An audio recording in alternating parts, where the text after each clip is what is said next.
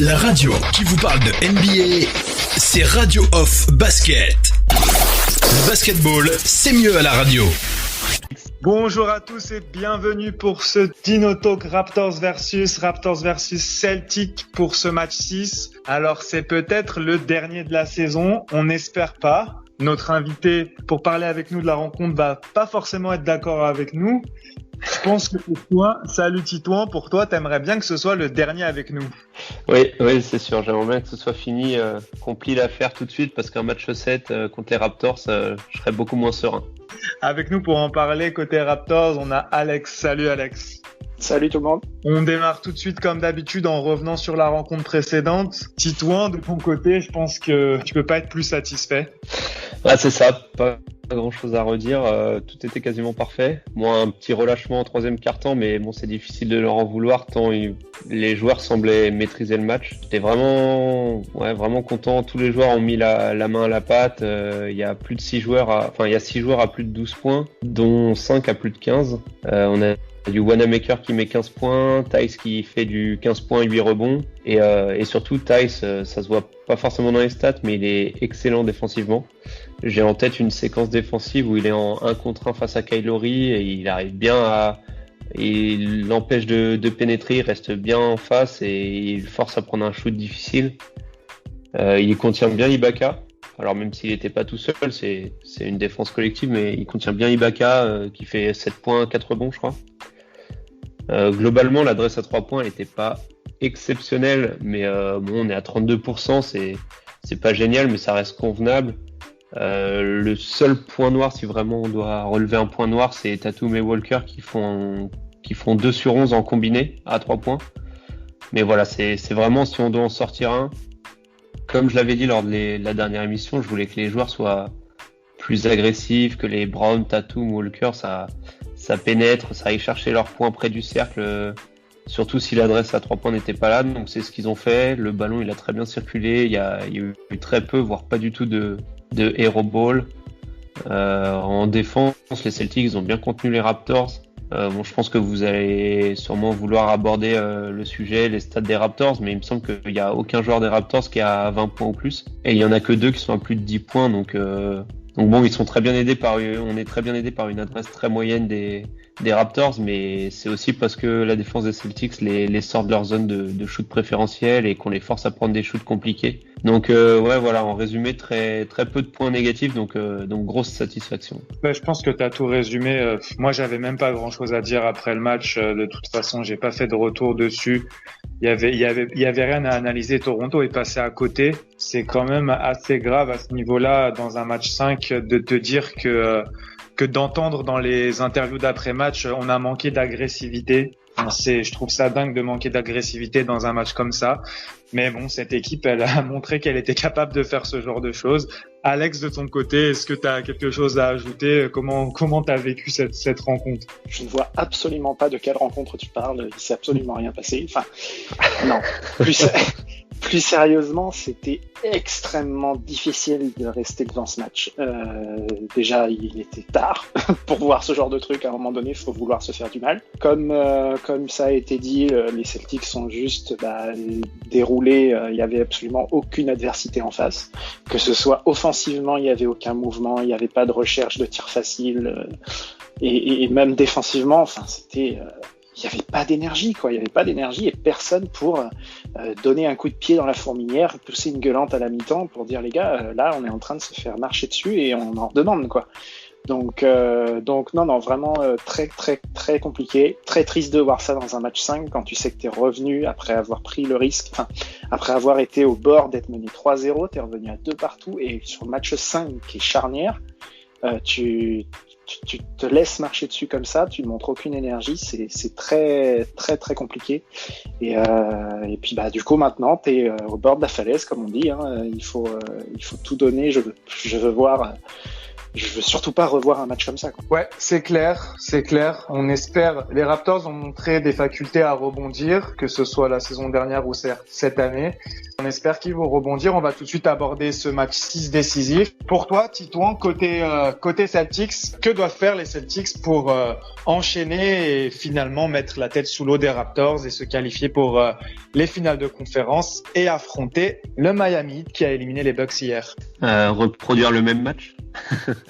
Alors ça paraît impossible tant les Celtics ont été très bons et les Raptors très mauvais. Donc maintenant que les Raptors sont dos au mur, il faudra pas prendre le match 6 à la légère parce que Toronto ne va pas répéter le même genre de match que ce qu'ils ont fait au match 5. Après, je fais confiance aux joueurs de Boston pour rester focus. Je pense que c'est ce qui nous a posé problème au match 3 où on a sûrement pris le match un peu à la légère en pensant qu'en menant 2-0, le plus dur était fait.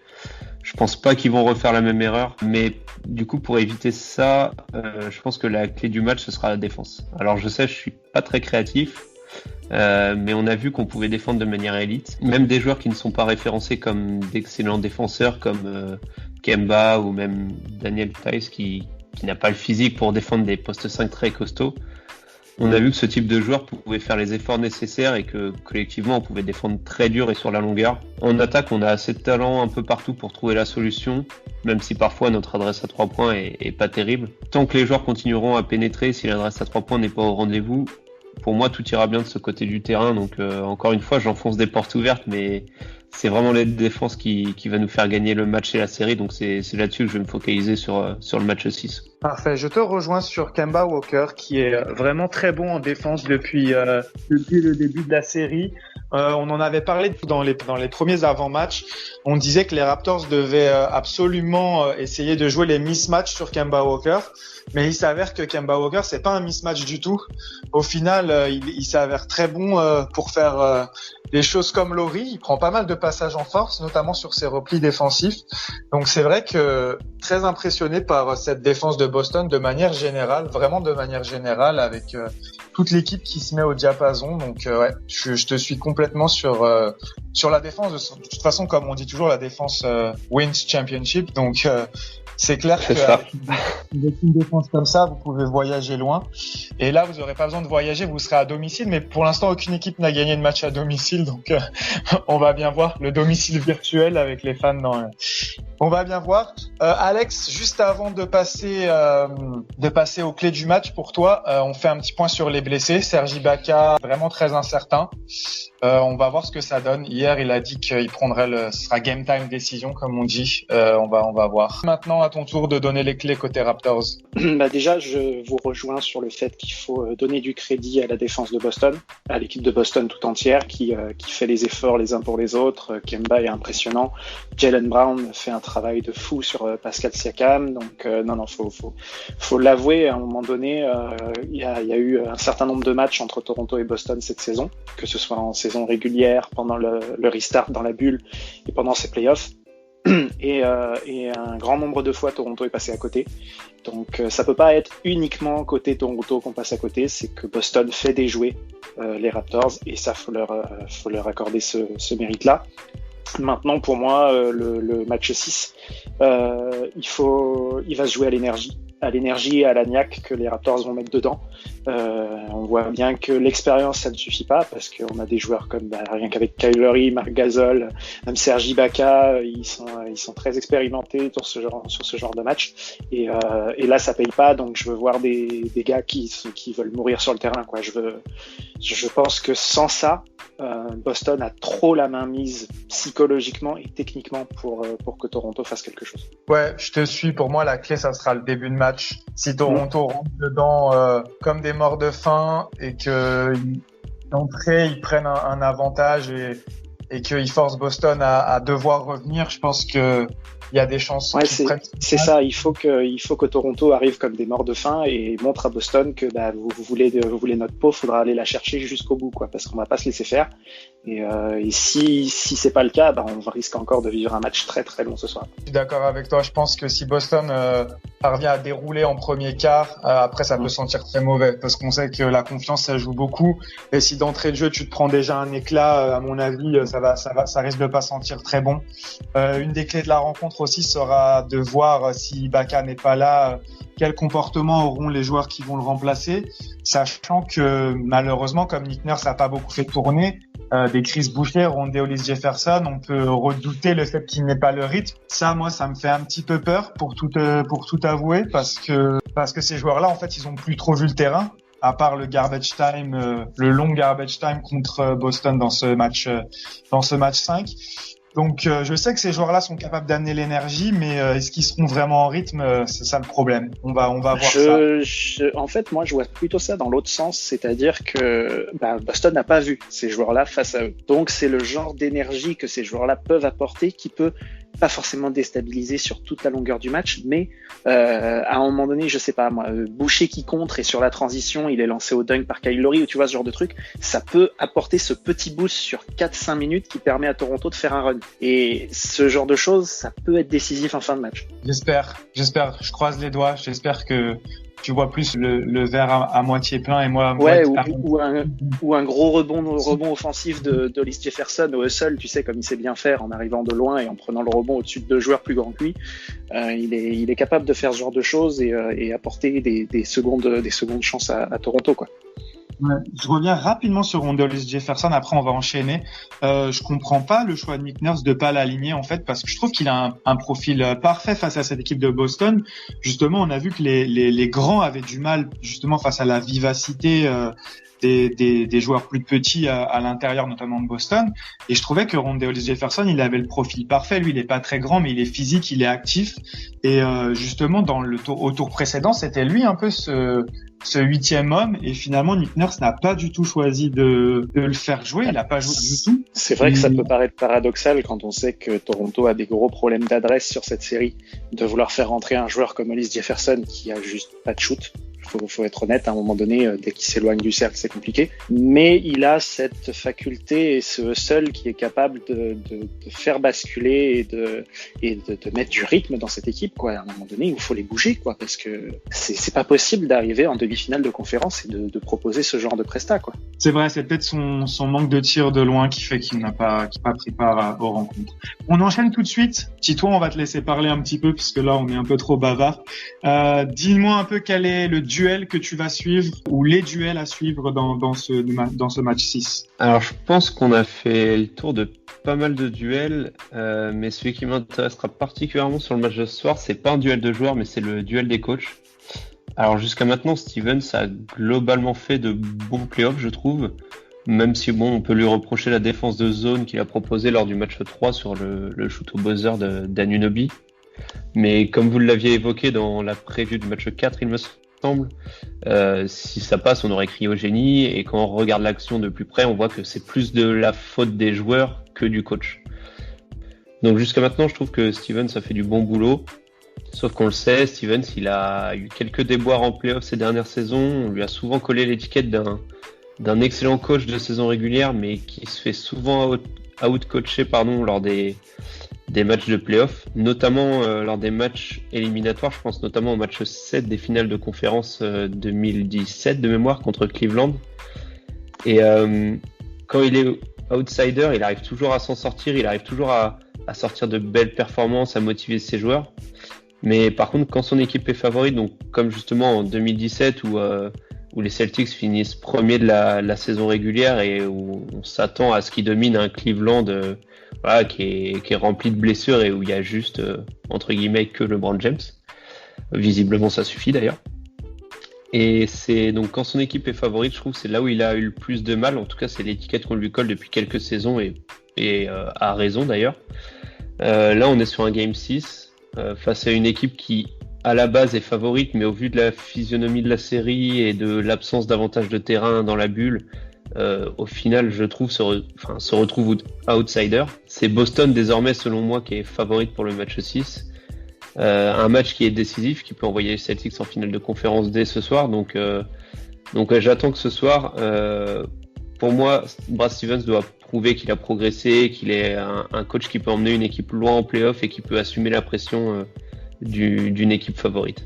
Et en face de ça, on a Nick Nurse, qui est coach de l'année en titre, qui lui a prouvé qu'il pouvait emmener une équipe en finale NBA, même remporter le titre. Dans la série, alors vous allez sûrement mieux en parler que moi, mais dans la série, je trouve qu'on l'a vu un peu plus fébrile et il y a certaines situations où on pouvait justement dire que Stevens outcoachait Nurse. Je pense qu'en plus, il a rarement été dans une situation aussi stressante, dans le sens où il a dominé la saison régulière, l'année dernière aussi.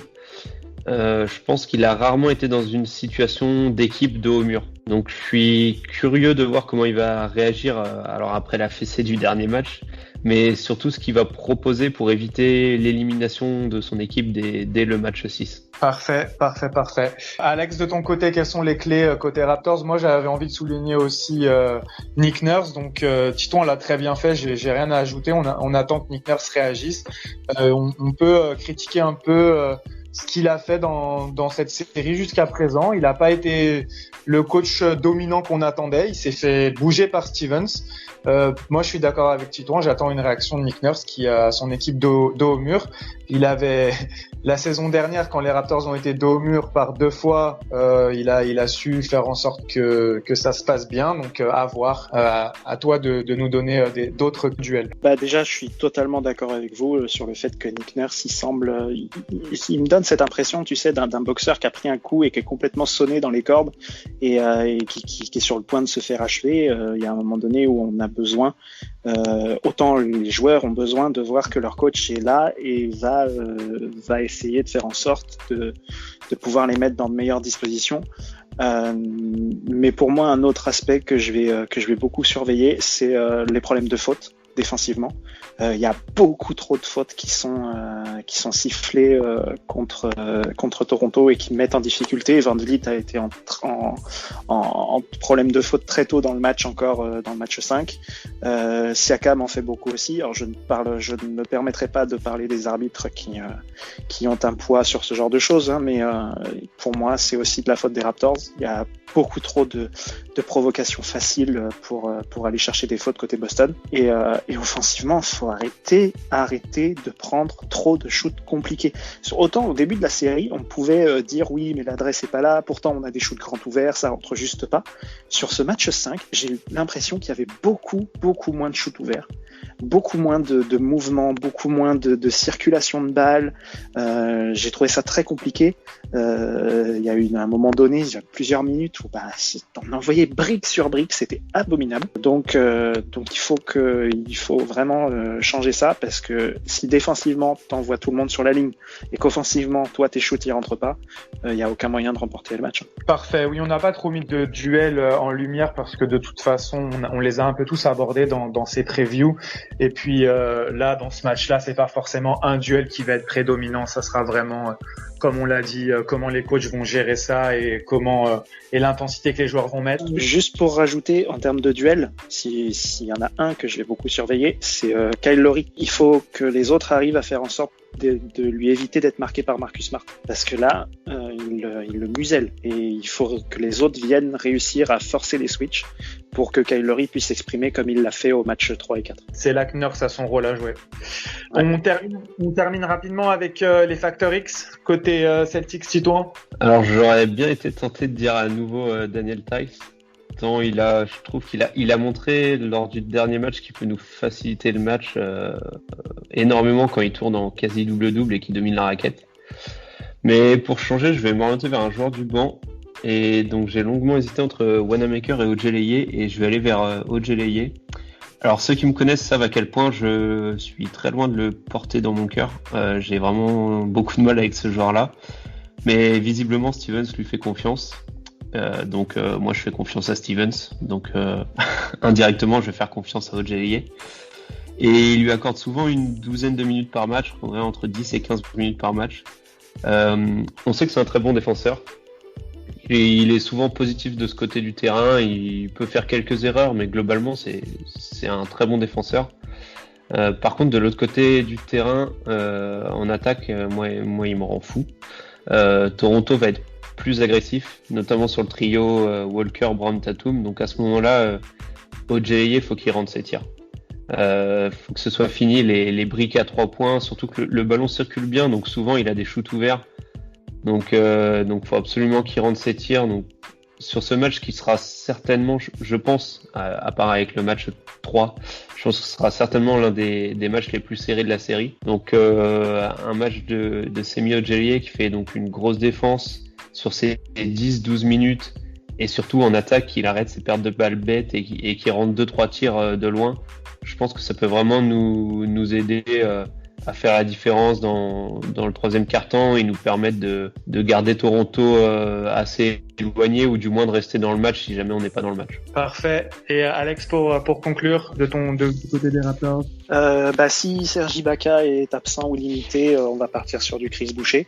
Là, il va falloir que son énergie et son insouciance entre guillemets fassent la différence, qu'il puisse placer quelques contres, dynamiser un peu tout ça, courir en transition, planter quelques dunks, un peu mettre un peu de j'allais dire de violence, mais oui, un peu d'énergie, un peu d'intensité dans le jeu de Toronto pour essayer de dynamiser tout ça. Et sinon Pascal Siakam, là, vas-y quoi, déroule, fais-nous des bonnes pénétrations, des bonnes actions, force-moi Jaylen Brown à faire des fautes quoi. T'es capable de mieux que ça, on le sait. Donc vas-y, montre-le, là il y a plus le choix là. C'est parfait, je te rejoins totalement. Habituellement, normalement, les stars, ce ne sont pas des facteurs X, mais là, avec Siakam, vu ce qu'il montre depuis le début de la série, c'est totalement lui le facteur X. Si on arrive à retrouver un Siakam à son niveau, ça peut faire toute la différence. C'est parfait, j'ai rien à ajouter. Merci à vous d'avoir participé. Merci à tous de nous écouter. On se retrouve ce soir à 18h30, minuit et demi en France et en Europe. Et comme on dit toujours, encore plus que jamais, ce soir, let's go Raptors. Let's go Raptors. Et let's go Celtics, encore plus que jamais. Lowry for three. Bang! Oh, it's over! It's over, ladies and gentlemen!